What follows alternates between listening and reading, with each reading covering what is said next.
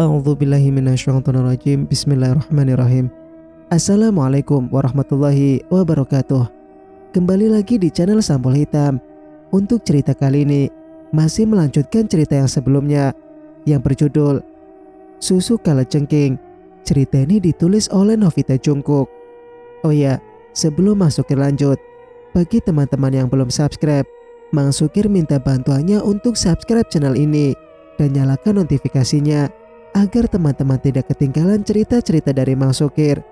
Dan jangan lupa share channel ini agar channelnya semakin ramai. Dan tak usah berlama-lama, bagaimanakah untuk kelanjutan cerita ini? Ini dia kisahnya. Selamat mendengarkan. Kenapa, Sar? Bu Mima heran karena ditarik anaknya masuk kamar. Aku tidak akan pura-pura lagi. Bisakah ibu katakan resep untuk menarik pelanggan? Tanya Sari. Pelanggan apa, nak? Bingung Bu Mima.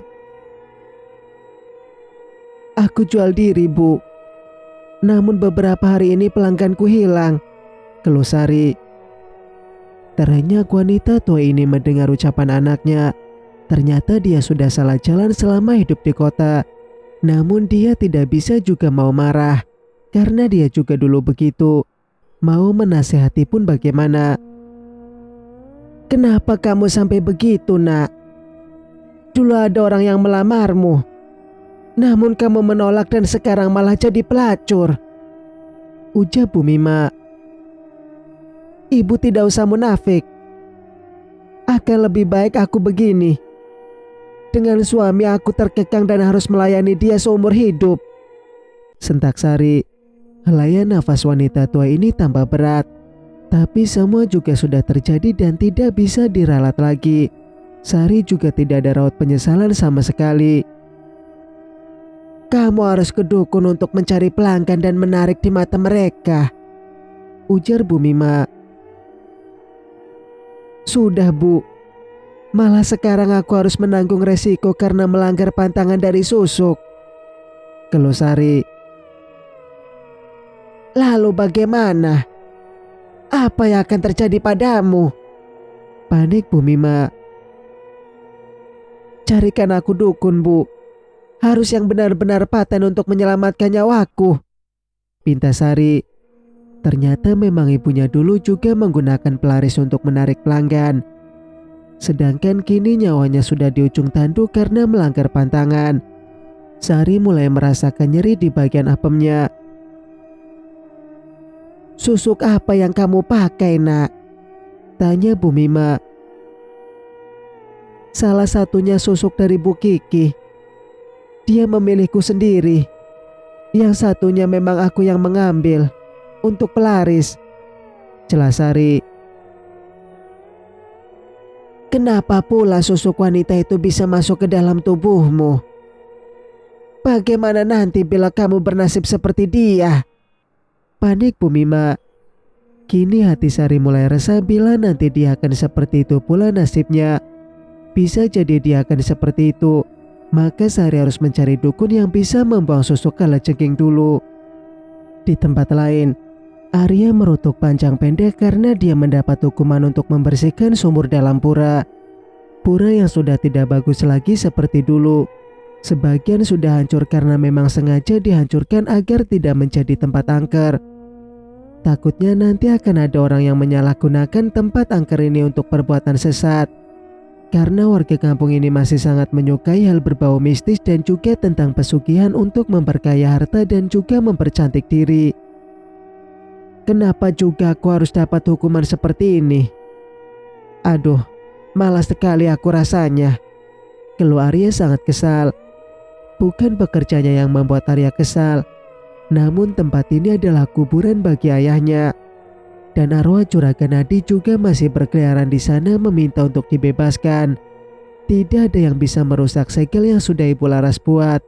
Ditambah dengan kekuatan purnama yang juga menyegel tempat itu. Arya memengke kaget ketika ada gadis cantik duduk di tepi sumur dengan rambutnya yang tergerai indah. Dia bukan lain adalah Maharani, kakaknya yang sudah lama meninggal karena diperkosa oleh ayah mereka. Kenapa kau menjerit begitu? Seperti sedang melihat hantu lain saja. Maharani merutuk kesal. Aku hanya kaget, Kak. Kau kan tidak pernah menampakkan diri di hadapanku, ujar Arya tanpa rasa takut. Makanya kau itu harus rajin menegurku. Masa cuma aku saja yang terus melihatmu, ucap Maharani. Maaf ya, aku sedang sibuk sekali. Arya memberi alasan. Pasti kau sekarang kesalkan karena dihukum oleh si galak. Purna memang galak sekali ya. Purnama memang galak sekali ya. Maharani mengajak adiknya menggosip. Arya menarik nafas panjang dan duduk menyandarkan tubuhnya pada dinding sumur. Maharani masih menatap Arya untuk mendengarkan cerita. Sebenarnya ini memang salahku, tidak mendengarkan larangan dia, lirik Arya. Dia itu sebenarnya baik juga. Matanya selalu tidak pernah salah menilai orang. Maharani menarik nafas berat. Loh, kok kakak masih bisa bernafas? Arya kaget dan mengecek hidung Maharani. Maharani hanya bisa pasrah ketika adiknya mengecek bahkan sampai menarik-narik hidungnya ke atas. Arya sungguh kaget karena ada hantu yang bisa bernafas. Tanganmu ini loh, patah tulangku nanti. Rutuk Maharani menggeplak tangan adiknya. Kenapa kakak bernafas? Tanya Arya lagi.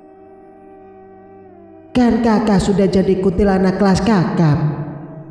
Nih teman kakak masih kelas teri, yang tidak bernafas. Maharani menunjuk Nilam yang sejak tadi diam saja. Emang jadi hantu ada kelasnya, Kak? Tanya Arya polos. Ada, tapi kalau mau naik kelas harus nyogok dulu, cetus Nilam. Harus ada orang dalam ya, timpal Arya. Iya, makanya kita saat hidup harus jadi orang baik. Jadi nanti pas kita mati dan jadi hantu, akan mendapat kelas yang spesial, ujar Nilam. Bukan karena kematian kalian yang tragis itu ya? Mbak Nilam karena disantet dan kakak karena dibunuh. Heran Arya tanpa dosa. Maharani dan Nilam saling pandang karena mendapat serangan telak tentang kematian mereka. Ternyata bocah berwajah polos ini pun bisa sangat pedas bila berkata, mana dia berkata seolah tidak bersalah sama sekali. Kukira dia beneran polos, ternyata mulutnya pedas juga, bisik Nilam. Kau lupa, dia ini mantan siluman ular. Tentu saja mulutnya berbisa, ucap Maharani. Arya tertawa karena dia sebenarnya juga mendengar apa yang mereka bisikan. Dasar kuntilanaknya saja yang tidak sadar diri dan malah bergosip. Kakak kan lama tinggal di sana. Apa rasanya sangat dingin? Tanya Arya. Hei, jahat sekali mulutmu itu. Bagaimana kau dengan teganya menanyakan tempat yang membuatku tersiksa? Sewut Maharani. Apa sih gitu saja marah? Aku kan cuma tanya saja, ucap Arya. Sekarang gantian ayah sialanmu itu yang tinggal di sini. Tahu rasa dia? Maharani masih sangat dendam kepada ayah tirinya. Jadi kakak masih dendam ya sama ayah? Tanya Arya lagi. Ya tentu sajalah. Memangnya kau tidak dendam pada istri yang sudah menyakitimu itu? Heh, aku kalau ingat si Sari, rasanya pengen kujitak, Maharani berkata sambil berapi-api. Arya menunduk sedih ingat lagi dengan wanita yang ia cintai secara ugal-ugalan, namun malah tega menyakiti dan menduakannya. Bahkan bukan dengan satu pria saja menduakan Arya, melainkan banyak orang. Ngapain kau bahas Sari sih? Lihat adikmu jadi sedih. Nilam menggeplak kepala Maharani. Aduh, ya kan aku kebablasan toh, seru Maharani. Sana diamkan, tuh dia mulai nangis, tunjuk Nilam. Memang Arya sekarang menangis pilu mengingat bejatnya Sari yang sangat kurang ajar itu. Tidak pernah memikirkan perasaannya sebagai suami. Cup, anak baik jangan menangis, Maharani menghibur Arya. Kenapa dia begitu tega padaku, Kak? Padahal aku sampai rela meninggalkan kakak Purnama hanya demi dirinya. Arya mencurahkan isi hatinya. Dengan Purnama dia tidak bisa curhat begitu, karena sudah pasti nanti Purnama akan meledak-ledak dan menyalahkan dirinya karena tidak menuruti ucapannya dari awal. Sudahlah, jangan ditangisi wanita seperti itu. Suatu saat dia pasti akan mendapat azab dari Allah, hibur Maharani duduk di sebelah kiri Arya. Iya, benar kata kakakmu. Orang jahat pasti akan mendapat balasan. Apalagi dalam tubuh Sari itu ada jinnya Bu Kiki. Tentu kita tahu nasib akhirnya akan bagaimana. Nilam juga menghibur Arya. Nanti akan ada wanita yang bisa mencintaimu dengan tulus, ujar Maharani. Tidak, aku tidak mau menikah lagi. Aku takut nanti akan seperti ayah yang istrinya banyak dan ibu pasti sangat kecewa. Arya mengusap rambutnya kasar.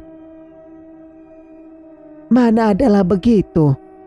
Ibu pastinya tahu apa yang sudah kamu alami, serga Maharani. Arya sudah berpegang teguh pada janjinya kepada sang ibu. Meski niat laras melarang putranya kalau bisa jangan sampai bercerai itu adalah hal yang baik, namun Arya akhirnya tidak bisa juga mempertahankan rumah tangganya, dan dia tidak berniat untuk menikah lagi. Itu kan kau juga baru berpisah. Nanti pasti ada niat untuk menikah. Nanti lato-latomu tidak ada yang memainkan, cetus Nilam. Nilam, mulutmu itu kok. Maharani terpekik kesal. Nilam tertawa kencang karena suasana berubah menjadi ceria. Dengan guyonannya barusan, Arya menjadi bisa tersenyum dan melupakan kesedihannya akibat perceraian dalam rumah tangganya. Nah, benar kan? Pasti gosip kalian di sini. Masa sampai sore begini? Purnama tiba-tiba saja datang masuk ke dalam pura. Tercingkat mereka bertiga yang sedang asik gosip. Yang digosipkan malah datang dengan raut seperti biasanya. Wajah Purnama memang sangat galak walaupun terlihat cantik. Hanya dengan sidan saja dia bisa tersenyum manis. Mereka yang mengajakku gibah, Kak. Arya menuding Maharani dan Nilam. Sembarangan saja kau. Maharani tidak terima dengan tuduhan adiknya. Orang kami tadi cuma mau menghiburmu karena kalau ditinggal Sari kok, ujar Nilam. Arya tersentak karena Nilam malah menyebut nama Sari di depan Purnama. Bisa semakin marah ular betina yang sangat garang ini.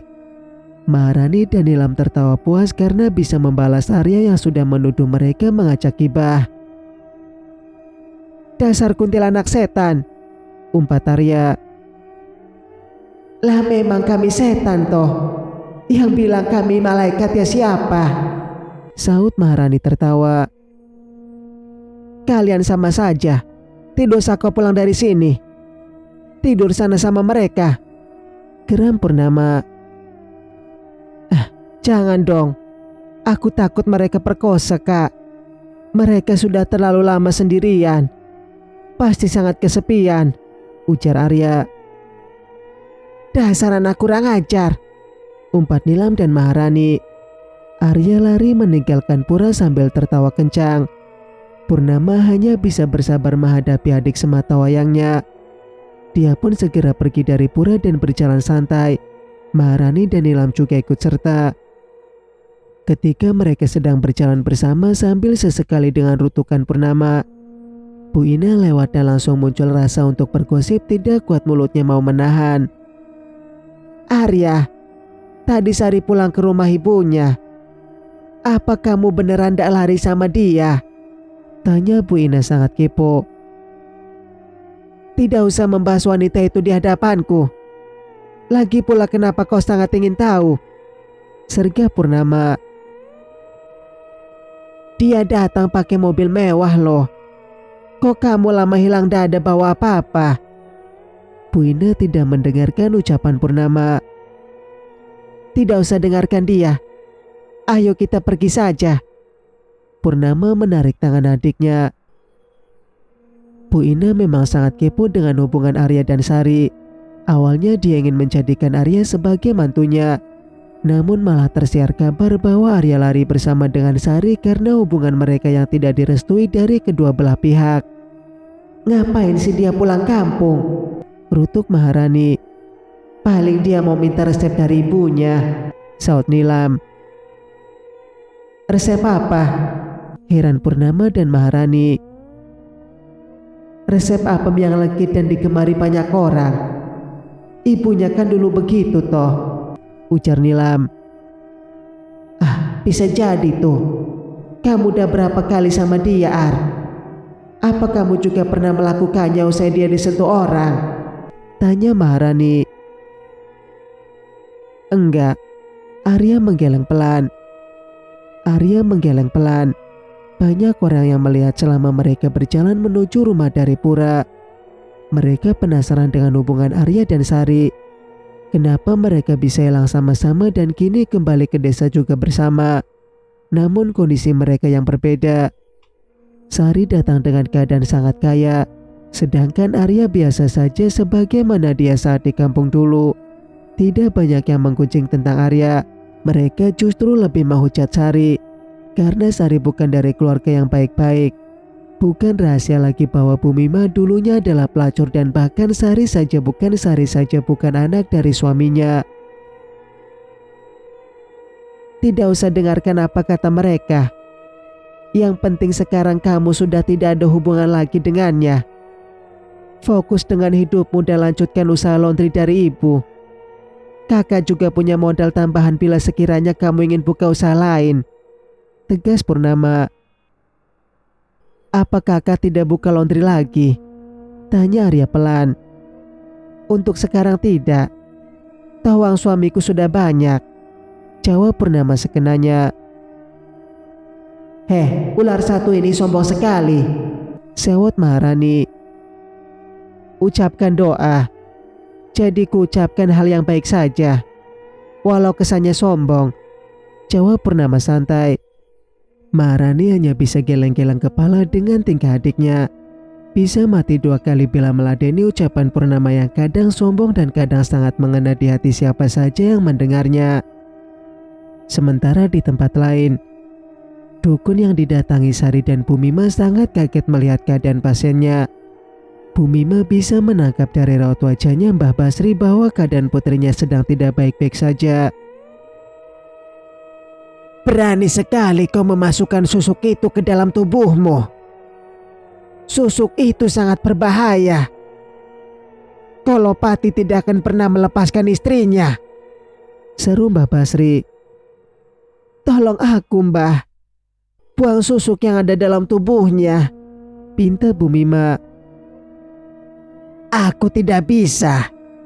Akan sia-sia saja nyawaku bila berurusan dengan Kolopati, tolak Mbah Basri. Kalau begitu tolong carikan aku penawar kemarahannya Kakang, Mbah. Biarlah tidak bisa dilepas, asalkan dia tidak marah. Sari membuka suara. Akan ku coba bertanya kepadanya, putus Mbah Basri. Dukun yang belum seberapa tua ini memejamkan mata untuk terhubung dengan Kolopati. Sari dan ibunya menunggu dengan perasaan was-was. Tak lama kemudian, Mbah Basri membuka matanya kembali dan menatap Sari dengan pandangan yang sangat dalam. Kau harus bisa mendapatkan jantung dari anaknya kakak mantan suamimu, ucap Mbah Basri. Aku tidak bisa berurusan dengan dia, pekik Sari. Kolopati ingin jantung bayi ular itu. Bila tidak bisa mendapatkannya, maka kau akan celaka, peringat Mbak Basri. Kini Sari dilanda kebimbangan dan juga ketakutan. Rasanya tidak mungkin bisa mendapatkan jantung bayi itu. Purnama bukanlah orang sembarangan yang bisa ia kecoh. Bahkan sebenarnya Sari tidak ingin punya urusan dengan keluarga itu. Karena Sari sangat benci kepada Purnama yang sangat angkuh. Tapi sekarang ia tidak punya pilihan lain. Bila ingin nyawanya selamat, maka dia harus mendapatkan jantung anaknya Purnama. Aku akan berusaha membantumu dari sini. Semoga saja dia bisa sedikit dilumpuhkan, janji Mbak Basri. Bagaimana bila aku gagal? Apa Kolopati akan membunuhku, Mbah? Tanya Sari cemas. Kau tidak akan langsung mati. Kurasa sekarang kau sudah mulai merasakan siksaan darinya, tebak Mbak Basri. Benarkah? Kamu mulai merasakan sakit, Sari? Cemas Bu Mima. Sari hanya mengangguk kecil karena dia memang sudah mulai merasakan siksa dari suami gaibnya. Apemnya sering berdenyut nyeri seolah akan ditarik semua isi perutnya. Bahkan darah juga sering merembes keluar lewat apem yang dulu menjadi favorit banyak pria. Singkat cerita, Bu Mima panik melihat putrinya yang menangis di atas ranjang sambil mengeluarkan darah dari apemnya. Seperti darah halangan yang bergumpal sebesar kepala bayi. Sari merasakan sakit yang sangat luar biasa. Seperti orang yang akan melahirkan saja dibuatnya. Kita ke dokter dulu. Siapa tahu kamu keguguran, ajak Bu Mima. Sari hanya menurut saja dengan ajakan sang ibu. Namun setiba di rumah sakit, dokter yang memeriksa tidak mendapatkan satu penyakit pun. Semuanya dalam keadaan sehat dan normal. Namun bagaimana mungkin bisa normal-normal saja, sedangkan darah terus mengalir deras seperti air kencing. Bahkan tadi saat berangkat ke rumah sakit, Sari bukan hanya menggunakan pembalut, dia menggunakan pampers untuk dewasa. Bagaimana mungkin aku hanya terlalu capek? Buang-buang uang saja aku ke dokter itu, rutuk Sari ketika sudah di rumah lagi. Berarti itu memang penyakit dari susukmu itu. Kamu harus gerak cepat, Sar, ucap Bu Mima. Masih dipikirkan bagaimana caranya, Bu. Purnama itu bukan orang sembarangan. Mbak Basri saja belum tentu kuat menghadapinya, kesal Sari. Kita tetap harus mencobanya, karena hanya itu yang bisa menyelamatkan nyawamu, paksa Bu Mima. Pilihan yang Sari hadapi sungguh sulit. Bila tidak bisa mendapatkan jantung anaknya Purnama, maka dia pasti akan disiksa oleh Kolopati. Namun bila dia nekat untuk menyakiti anaknya Purnama, maka bersiap saja dia akan mati di tempat. Tiba-tiba saja Sari melenguk kesakitan sambil memegangi perut bagian bawahnya. Rasa sakit ini sangat luar biasa. Tidak seperti sakit pada umumnya. Sisi perut Sari seakan mau ditarik keluar. Lebih baik kita meminta tolong kepada Habib. Beliau tentunya bisa menolong, saran pamutar bapaknya Sari. Papa gila yang nyuruh aku ke sana. Dia itu orang alim, Pak, bentak Sari. Justru karena dia orang alim, tentunya dia bisa membuang setan yang ada dalam tubuhmu. Papa tidak mau kalau kamu semakin tersesat, Nak. Biarkan Sari dengan pilihannya, Pak. Kita tidak bisa melarang kehendaknya, ucap Bu Mima.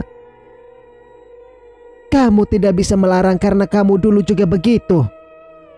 Anak tersesat kok malah didukung, bentak Pak Muhtar. Sari malas mendengarkan perdebatan orang tuanya yang sudah pasti akan sampai kemana-mana. Lebih baik ia tergolek di ranjang sambil merasakan sakit yang berdenyut-denyut. Kenapa sih aku sampai lupa dan membunuh hewan itu? Sesal Sari. Andai saja dia tidak melanggar pantangan tersebut, maka Sari sekarang pasti akan menggeluti pekerjaannya pundi-pundi rupiah. Dalam tabungan, penyesalan sangat besar bertumpuk pada hatinya. dapat pekerjaan mudah dan menghasilkan uang banyak. Namun sekarang malah tertimpa sial dengan nyawa yang sudah di ujung tanduk. Ini malam Jumat ya? Pasti aku akan dimanjakan oleh Kakang. Sari menarik nafas berat. Rasanya sangat tidak bisa mau melepaskan semua itu. Apalagi malam ini adalah malam seperti biasa dia melakukan pergulatan yang sangat nikmat. Seperti biasa dia melakukan pergulatan yang sangat nikmat bersama Kolopati. Tapi sekarang dia tidak bisa merasakan lagi. Suami gaibnya pasti tidak akan datang. Sementara di tempat lain, Purnama menimang-nimang putrinya yang bernama Zahira. Bayi ini tidak mau tidur sejak tadi. Sedangkan kembarannya bernama Zahra sudah tertidur lelap. Zahira agak rewel dan dari tadi Zidan sudah mencoba untuk menggendongnya. Kini gantian Purnama yang menggendong sang putri. Tiba-tiba saja Purnama merasakan putrinya terlihat ketakutan. Namun dia tidak melihat ada satupun makhluk yang mendekati anaknya. Tenanglah sayang, ada ibu yang akan melindungimu. Purnama meniup ubun-ubun bayinya sebanyak 3 kali. Jabang bayi yang sejak tadi rewel dan tak mau tidur itu pun langsung terlelap. Purnama menaruhnya pada box bayi.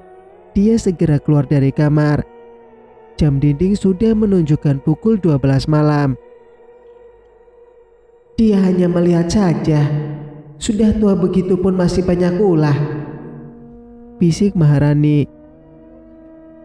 Pando tua seperti itu ingin main-main denganku. Dasar tidak sadar diri. Geram Purnama ingin mendekati pria yang berdiri tak jauh dari rumahnya. Jangan, dia hanya mengecohmu saja. Nilam bilang ada yang mengintip pada jendela kamarmu, bisik Maharani. Purnama segera berlari ke kamar untuk melihatnya. Bayangan hitam itu segera berkelebat pergi meninggalkan kawasan itu. Ternyata Mbak Basri hanya memancing Purnama agar keluar dari rumah. Dan bayangan hitam itu bisa masuk ke dalam dan mengambil salah satu anaknya Purnama.